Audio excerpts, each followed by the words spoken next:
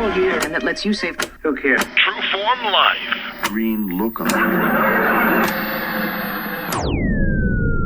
Welcome to another edition of Exploring Mind and Body. As always, I'm your host, True Form's Taddia, fitness expert. Today's show, we're dedicating to athletes. Some exciting news to share is we'll be interviewing a local college athlete on today's show. But this show isn't for only the college athlete or team athlete. This is for the everyday athlete, the ones that I work with on a daily basis.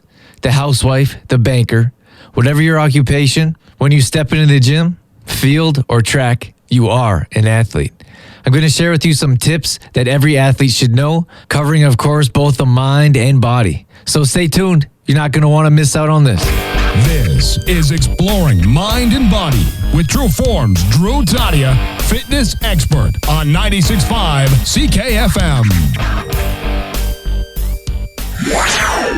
This segment brought to you by Complete Truth Protein Powder. Live free, live true with whole natural foods. No additives, preservatives, soy, gluten, and dairy free. Supplement with superfoods to energize your day. Visit CompleteTruthProtein.co for details. Many times throughout a game, before or after, start asking ourselves the proper questions to increase our mental capacity so we can perform at optimum level in a high-performance game. Many times, we have such a small success frame that we're setting ourselves up to lose. In this segment, I'm going to explain how to expand our mindset through questions, which will give ourselves a better chance to succeed. We need to give ourselves goals, maybe not so much goals, but expectations throughout a game. If we're more clear on these goals instead of expectations, we give ourselves a much greater chance to succeed in a game. We can all agree that not only our goals, but expectations should be to win, to perform well in every game. But again, we all know this isn't always possible. If you set yourself a goal to win every game, there's a good chance we're setting ourselves up for great disappointment because the chances of us winning every game is very low. What if, instead of focusing on the final outcome, we focus on small goals throughout the game? Success starts with preparation. We all need to prepare mentally before a game in order for us to perform at our best. What if we change our goal from outcome to preparation? We can all prepare ourselves to the best of our ability, no matter who we're playing, when, where, whatever the circumstance. This is something that doesn't waver, as long as we have the tools and knowledge to do so. So we're going to change our mindset to preparation. Instead of saying, I will be successful when we win the game, we say, I'm successful every time I prepare myself before a game, both mentally and physically. As long as we do our work, it doesn't matter if we win or lose. We are successful. Of course, we all want to win, but again, we're much more successful if we prepare ourselves beforehand. In changing our mindset, we give ourselves a much wider scope to be happy with our performance, which not only prepares us better for the next game through confidence, but in the game at hand. Have you ever missed a shot, missed a pass, or didn't complete your assignment and then got down on yourself? Of course you have. All athletes have. This gives us less confidence to complete our next assignment, given the situation, in that game or the next. So we're going to focus on the small goals at hand. We're going to change our mindset so our scope of success is much wider. How about any time, not every time, or a specific time, I make a good pass or take a good shot, I am successful. It's not a good play to not take a shot when we should because of confidence or because we didn't do everything perfect the time before. Don't blame yourself for the outcome. Focus on the pass, the play, or what have you. Remember, you have already succeeded by doing well at that play because we've changed our mindset. It's all about what we focus on. We now focus on what we've done well, which brings up more success and confidence throughout the game. It doesn't matter if the shot went in or if you or your teammate caught the pass. What's important, what makes you successful, is that you did your job. Let go of the rest. Make yourself small goals throughout the game that you believe will cause you to be successful. Let's say your goal is to make 3 good passes, have 3 good at-bats, shots, whatever it is. If you focus on these small goals, you'll gain confidence knowing you've reached these goals. Again, we're setting ourselves up to fail if our idea of success is to hit that shot every time or to make that perfect pass. We need to widen our perspective, give ourselves a chance to succeed, and lower the chances of failure. The outcome cannot determine our success. We are in control of every outcome. Maybe someone made a great play in the field, that goalie made a great save, or your opponent did something spectacular, which changed the outcome. We can't control this. But what we can control is what we focus on. We can't control what gives us success throughout the game. Stats should not determine our success. We may have played a great game, but it doesn't show up on the stat sheet. If the stats or the outcome is the only thing we focus on, then we make our scope of success that much smaller.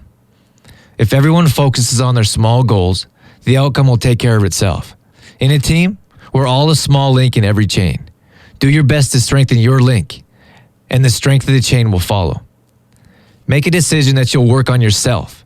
You'll work on every aspect of preparation for not only yourself, but your team. Let go of the results. Prepare, sacrifice, and believe.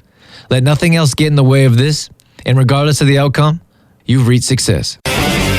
Exploring mind and body with True Form's Drew Taddia would not be possible without the help from the following sponsors: AG Foods in Didsbury, CLC Fitness Center, Health Street in the Cornerstone Shopping Center Olds, and Shoppers Drug Mart, working together to help build a healthier tomorrow. For more information on True Form Life, Drew Taddia, or how to become a sponsor of Exploring Mind and Body, visit trueformlife.com. This segment brought to you by True Form Fitness for all your health and fitness needs. Personal training and group classes available locally. Visit trueformlife.com for details. All right, on today's Exploring Mind and Body, we have Randy joining us, who's an Olds college athlete. So welcome to the show, Randy. Thanks. How you doing there? You feeling a little nervous? Oh, a little bit. I got this giant mic in my face. All right, you're going to be just fine. So why don't you tell us about yourself, where you're from, how you ended up at Olds College? Well, I'm from Taber, Alberta, so just south of here. And it was actually interesting how I ended up coming to Olds. There's a volleyball coach here, Chris Wandler, was just hired this year. And I had played some Team Alberta volleyball for him back when I was in high school. And then went on to play for him as an assistant coach at Red Deer College. And I enrolled in a program at Olds before I even knew he was coming. And, you know, the stars just aligned and we got talking and came back to play some college volleyball about 7 years after graduating from high school. So what happened with, what did you decide to come and take here? I came for land and water reclamation. It's pretty renowned program from what I've heard talking to people in the field. My brother is a petroleum engineer and works with a lot of people doing reclamation, and they all really recommended the program. Okay. So we want to talk about athletics here, and why don't we tell people or everyone what's going on with the season or how that went? You guys just finished up here. Yeah, we just wrapped up our first season in the ACAC at the end of February. It was our goal in our first year to qualify for provincials. The top 10 teams out of 14 qualify for provincials, and the top 6 get an automatic bye into provincials. So we were really lucky. We finished top 6 and got ourselves an automatic place at provincials and came top 6 at the tournament. So pretty impressed with the first year showing. Good for you guys. I talk about setting some goals here in this radio program that you'll hear when it airs, but yeah, it's always great to achieve goals and definitely set them for at the beginning of the season. You have an interesting story about yoga and some traveling, and I think that's fantastic how that correlates to exploring mind and body. So can you elaborate on your experiences in Thailand? Sure. It was always a goal of mine to teach overseas. I never knew where that was going to be till I finished up university, my psychology degree, and got a placement teaching in Thailand. And I actually really fluked out. It ended up being a phys ed position. So I got to teach ages 3 to 12 phys ed all day. It's a pretty tough job. That was in Thailand? That was in Bangkok. Okay. Mm-hmm. And then when I was finished my contract teaching in Bangkok, I spent a month in India training to be a yoga teacher in Goa. So that was an interesting experience. How long did you train yoga? It was a month. And then you ended up, were you teaching classes there or just practicing yoga? I was just practicing and just getting certified, I suppose. Okay. Traveling always interests me. I traveled all over and I definitely want to head out to Thailand, India, that area sometime soon. What was your favorite part of it? The food, definitely. Everywhere I went, I'm a huge foodie, and it was just I'm excited to try new things, and I definitely tried some interesting things. Okay. So through I think it's important to talk about yoga and athletics because they go hand in hand. A lot of people stretch before workout. They should be stretching in different ways, but most of those stretching exercises came from yoga because they've been doing it for so many years.